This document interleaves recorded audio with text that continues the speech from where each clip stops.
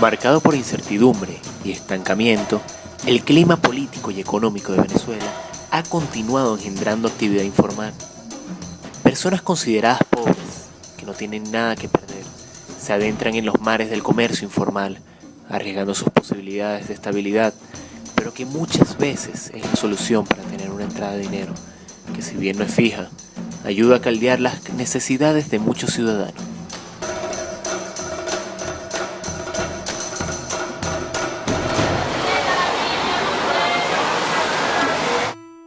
Y el problema no es solo entre los pobres y tradicionalmente desatendidos, sino entre los jóvenes que anualmente se suman al mercado de trabajo y los que antes eran empleados asalariados formales. Ellos se han visto forzados a saltar de un estatus socioeconómico en un proceso de movilidad social descendente.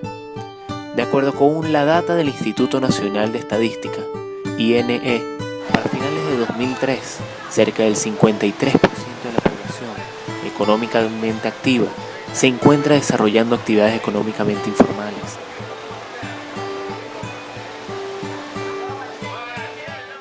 La economía informal se inicia en el momento en que la oferta de empleo no logra satisfacer a la demanda de empleo.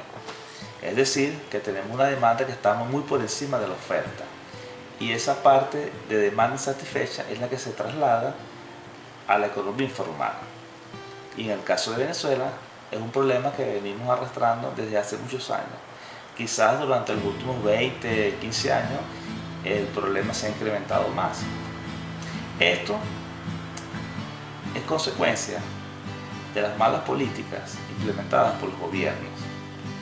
Políticas que no han podido motorizar a la economía. Por ejemplo, hoy tenemos un control de cambio que tiene ya 10 años. Tenemos controles de precios, tenemos una nueva ley orgánica del trabajo que parece que en nada han ayudado a motorizar la economía, sino a distorsionarla. Si a esto le sumamos el problema de las invasiones o expropiaciones, si le sumamos también el problema de la fuga de capitales, la emigración del capital extranjero que se va a otros países buscando nuevas oportunidades de inversión, todo esto lo que nos conlleva a un problema económico que más que todo se traduce en desempleo. Cuando una empresa se va por problemas en el país, cuando una empresa tiene que reducir personal porque no puede mantener sus costos, cuando una empresa no recibe a tiempo las divisas para comprar insumos, todo esto se traduce en reducción de personal para poder mantenerse. Esta mano de obra va directamente a la economía informal. ¿Por qué va a la economía informal? Porque de alguna u otra forma tienen que subsistir. Y anteriormente había una creencia de que la economía informal o buonería estaba directamente ligado con el nivel educativo de la persona. Y a través de los años se ha demostrado que no es así, porque hoy en día podemos ver cómo economistas, ingenieros, arquitectos, doctores están manejando un taxi, o tienen un puesto de buhonero en un mercado. Entonces ya se ha demostrado que no tiene que ver con el nivel educativo, sino que va más allá, tiene que ver con el nivel económico, con el nivel político, con lo social, y como lo dije anteriormente, más que todo ligado a las políticas económicas de los gobiernos.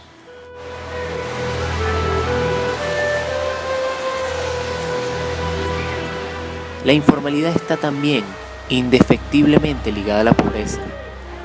Un trabajador desvinculado del salario efectivo lo está también de otras condiciones relacionadas con el trabajo formal, seguridad social, acceso al crédito, etc.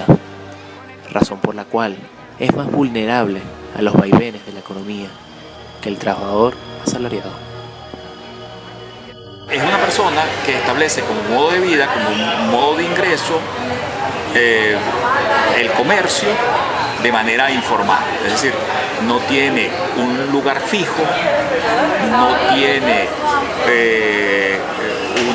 una estructura comercial formal, no tiene ningún tipo de protección social, no tiene ningún tipo de seguridad social, sino que simple y llanamente pues compra productos en una escala muy pequeña, se ubica en alguna zona de tránsito, de bastante tránsito de la ciudad, y vende sus productos. ¿Okay? Ventajas y desventajas.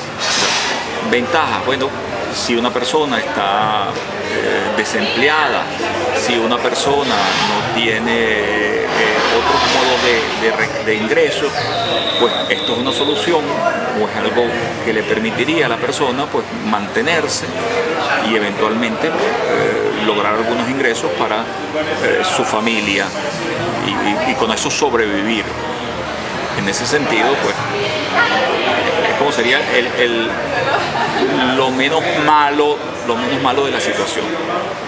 Sin embargo, el problema está cuando eso deja de ser algo coyuntural y se convierte en algo estructural. Es decir, cuando ya el tema de la buhonería o del comercio informal no es el problema mediante el cual eventualmente un grupo pequeño de personas sale o se resuelve en un momento determinado de su vida, sino cuando vive de eso. Y no solamente vive él de eso, sino que el fenómeno se extiende al resto a un grupo grande de la sociedad. Y entonces es cuando tenemos en algunas zonas de la ciudad, sobre todo en los lugares céntricos, el fenómeno de la buhonería ya estructurada. Y eso sí es malo, es bastante pernicioso, porque ya entonces tienes personas que primero esos sitios pues se convierten en sitios insalubres, en sitios donde no hay seguridad, en sitios donde no hay protección ni para el comerciante informal ni para el cliente. Se afea todas las zonas, todo lo que son esas zonas de la ciudad. Hay que ir a Chacaíto ahorita para ver cómo eso está de insalubre. Eso no es bueno ni para las personas que tienen que transitar por ahí, sobre todo porque eso es salida del metro, ni para las personas que viven que trabajan todo el día en esas condiciones insalubres, que a veces están con sus propios hijos en esas condiciones. ¿Okay? Eso es fuente de enfermedades.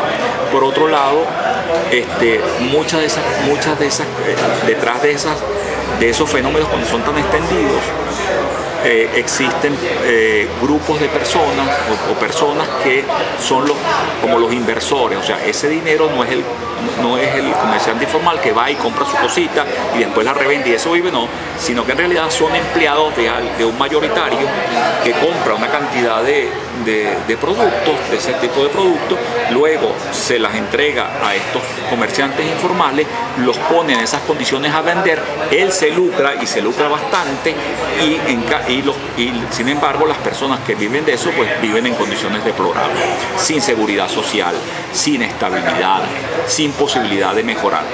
Y a la par de todo ese problema también está el efecto que tienen esos comerciantes informales con respecto al comercio formal. Es decir, ellos se ubican en las calles y luego detrás de ellos están los comerciantes formales que sí pagan impuestos, que sí mantienen empleados, que sí cumplen con las normas de seguridad y de salubridad. Y ellos se ven afectados porque, claro, este comerciante informal no paga impuestos y puede vender mucho más barato, no tiene las cargas impositivas. Y eso le afecta entonces las posibilidades de mantenerse al comerciante formal. Entonces, en ese sentido, pues todos esos elementos dañan y son perniciosos a la sociedad como tal.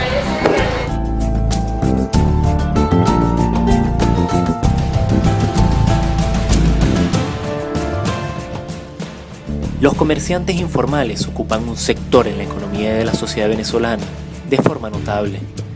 Han sabido aprovechar las precariedades de la población hasta el sentido de hacerse indispensables. Cuando la inflación se eleva y los productos cuyos precios están controlados empiezan a escasear. Sin embargo, no es por estas razones que existen estas personas coloquialmente llamadas buhoneros. Muy por el contrario, su existencia data desde principios de la Edad Media, cuando en el siglo XI se dio rienda suelta a lo que todos conocemos como la época de las Cruzadas. Si echamos un vistazo hacia atrás en el tiempo, podremos encontrar que la aparición de mercader se produjo en el marco del renacimiento del comercio y de la vida urbana, cuyos primeros síntomas fueron advertidos en la cristianidad occidental a partir del siglo XI. Si queremos explicar el origen de los mercaderes, debemos remontarnos a la temprana Edad Media, en donde el comercio era monopolizado por personas de origen sirio y judío, pero que los sirios desaparecieron debido a la acción expansiva del Islam, dejando en manos de los hebreos las actividades mercantiles.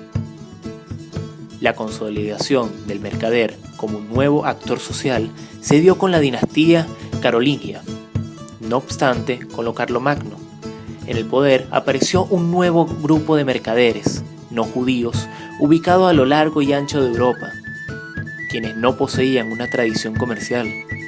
En una primera etapa, el mercader medieval fue solo un mercader itinerante.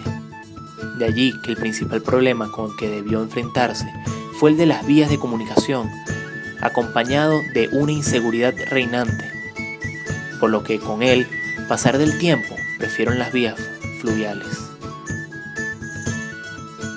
Durante el siglo XIII, el gran centro de atracción para los mercaderes itinerantes fueron las ferias de champán.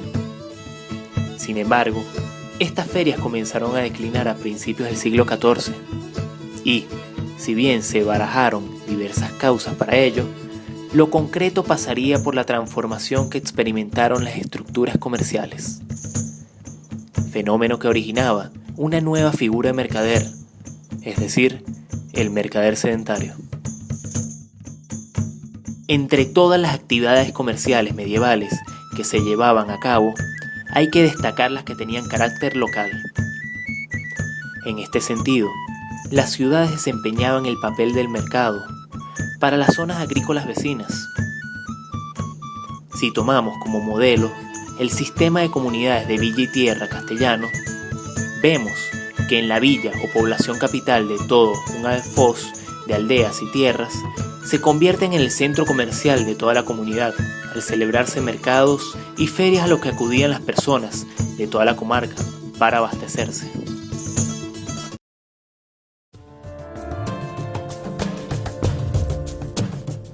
Estas personas, ya sean de naturaleza sedentaria o nómada, han sido protagonistas a la hora de incentivar la fundación de ciudades, y uno de los ejemplos más notorios ha sido España, siguiendo las pautas marcadas por un progresivo aumento demográfico. Causado de altibajos, la economía del área poco a poco registra un cierto desarrollo del sector terciario. De este modo, se fundaron ferias y mercados en el campo de Calatrava y sus aledanos. Paralelamente, tiendas permanentes se instalaron en las plazas,